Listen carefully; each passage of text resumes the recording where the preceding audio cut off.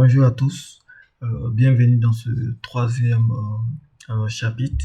Là, on va continuer à structurer nos premières pages, donc à, à continuer à apprendre à connaître, à maîtriser les autres balises HTML.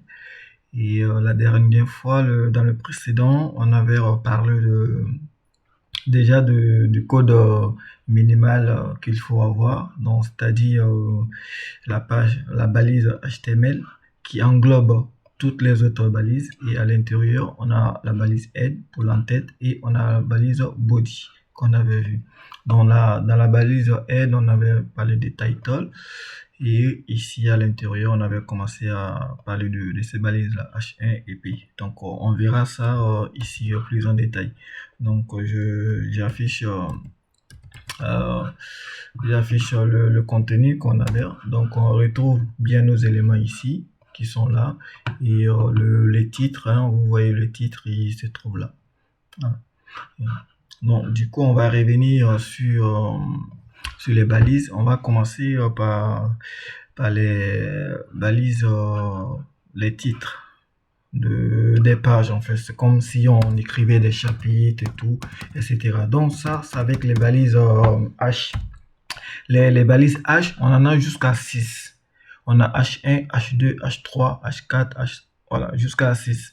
Maintenant, ça, c'est par exemple, si on pense à un document, un rapport, chapitre 1, euh, voilà, ça s'appelle chapitre 1, ça peut être grand 1. Et à l'intérieur de grand 1, on peut avoir petit 1. Après petit 1, on a peut-être A, après A, voilà, etc., etc. Donc ça, c'est le titre, le sous-titre 1, sous-titre 2, sous-titre, etc., etc. Donc, je pense que vous avez compris. Donc, on va faire un exemple. Par exemple, on fait ça. Voilà, chapitre 1. Après, on peut faire le H2. Voilà, sans oublier, on ouvre, on ferme là, la balise avec les chevrons, bien sûr. Donc ici, on a sous-titre 1. Ouais, sous-titre 1. On peut faire jusqu'à un H3. On va aussi sous-titre. Sous-titre. Voilà, c'est ça, sous-titre 1. Voilà. Après, mais du coup, ça, je peux les enlever potentiellement. Donc, c'est pour vous montrer, hein, à quoi ça peut ressembler ça.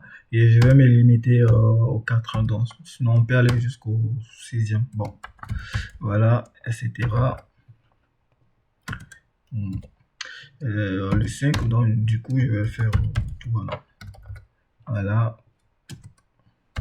H6. Ça, c'est le dernier. Il n'y a pas, hein, il n'y a pas le 7. Ils sont limités à 7. Donc, du coup, on enregistre et on lance le navigateur. Donc, je le lance ici. Et bien, voilà ce que ça donne. Vous voyez le titre, hein, le chapitre, est le plus grand, plus en gras. Et après, on a celui-là, et la taille diminue au fur et à mesure jusqu'à celui-là. Mais ne vous fiez pas vraiment à la taille, parce que tout ça peut être modifié par le fameux langage CSS, du coup, qu'on verra dans les prochains chapitres. Donc, ne vous fiez pas à ça. C'est juste dire au navigateur, ben voilà le titre le plus important. Et après, on a un sous-titre. Et après, etc., etc. C'est juste dans l'organisation. Sinon, pour la taille et tout, on peut toujours modifier et tout, voilà, etc. Donc ça, je pense que c'est compris. On va voir dans un titre. Normalement, on a des paragraphes. Par exemple, je peux mettre des paragraphes. Les paragraphes, c'est avec P. Donc, facile à retenir. P, c'est pour les paragraphes. Voilà, voilà du test là, ouais. Voilà, et voilà, je mets du test. Voilà.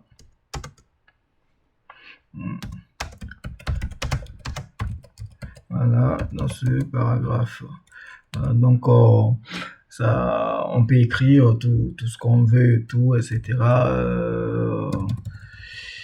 Dans celui-là. Et ce que je vais vous montrer, c'est que bon, je vais limiter à ça pour pas être trop long sur les tests. Et après, on revient toujours sur ça. Voilà, donc on a ce chapitre-là et à l'intérieur, voilà, on a des tests qu'on a écrits et tout, etc. Donc si on veut mieux organiser, vous allez voir, on peut avoir le deuxième ici.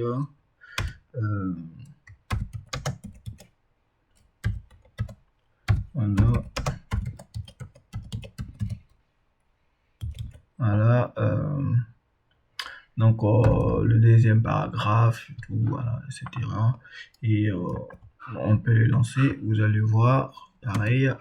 Voilà, on a le deuxième. Vous voyez donc directement, automatiquement, on a un retour, on a nos sauts des lignes. Donc ça, c'est vraiment pratique pour ne pas utiliser les fameux BR. Mais on peut en utiliser. Hein. Dans le fameux BR, je vais en faire d'ailleurs. Dans BR, je reviens à la ligne et fais comme ça. Voilà, et faire retour à la ligne, comme ça. Ah. Voilà, donc j'ai fait ça, et faire l'enregistrement. Et vous voyez donc la différence, c'est qu'ici on a un saut à la ligne plus importante entre ce premier paragraphe et ce second. Et celui-là, on a juste l'espacement interligne est beaucoup moins par rapport à l'autre. Donc, ça sera à vous de voir comment vous voulez organiser. Mais n'oubliez pas, tout ça peut être modifié avec les propriétés, avec le langage CSS. Donc, ça, c'est en ce qui concerne les paragraphes et les BR. Maintenant, ce qu'on pourra faire, c'est dans les paragraphes, donner plus d'importance à un test. Tu vois. Par exemple, je vais dire ce mot est important, un truc comme ça. Donc, on en a plusieurs façons. On peut faire avec les EM. Les EM, il va faire ça comme ça.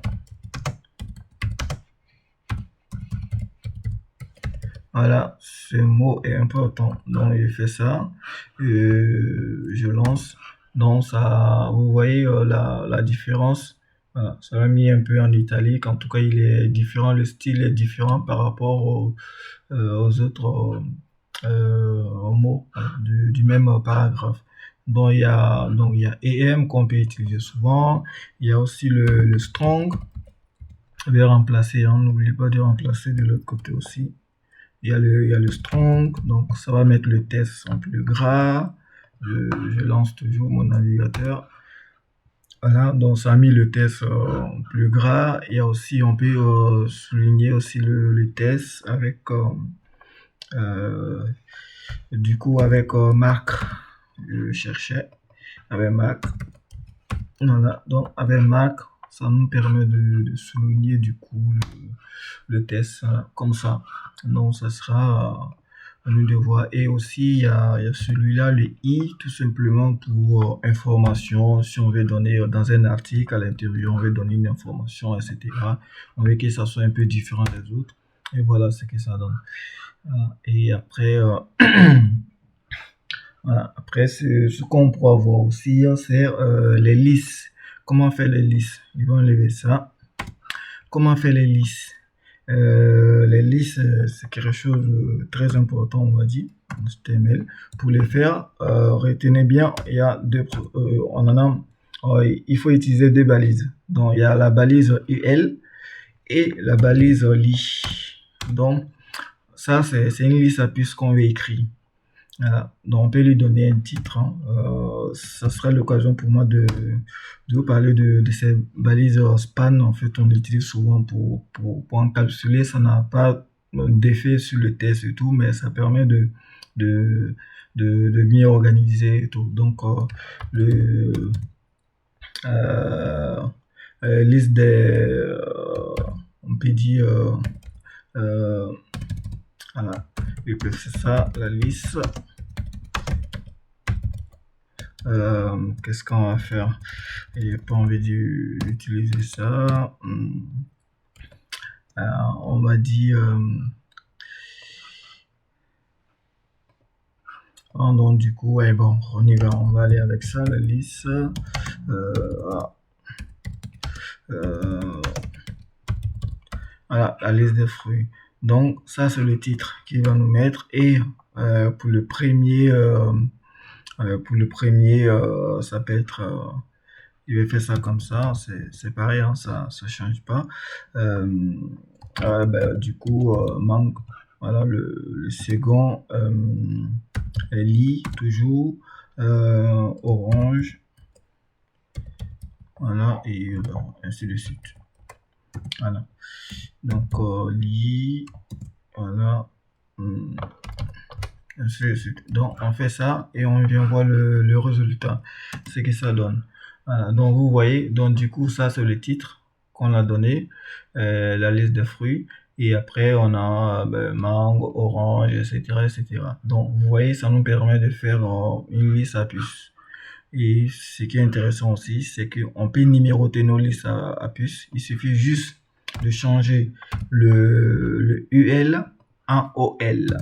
Le UL en OL, ça permet de faire une liste, voilà, sans changer l'intérieur, on s'arrête toujours LI. Et ici, au lieu de UL, on remplace par OL. Et on vient voir le résultat. N'oubliez pas d'enregistrer toujours. Voilà, donc ça fait 1, 2, etc., etc. Donc ça c'est intéressant et ça permet d'organiser plus efficacement, hein, nos tests. Donc voilà en ce qui concerne les balises des bases et tout. Il y en a plein d'autres. Voilà, telles que l'insertion des images, on verra bien des inputs, des formulaires, des tableaux. Voilà, donc dans les prochains chapitres, on verra la suite de ces balises-là. Donc, je vous laisse tester, voilà, etc., d'organiser, commencer à écrire déjà des belles pages en HTML. Ok, bah merci, à la prochaine.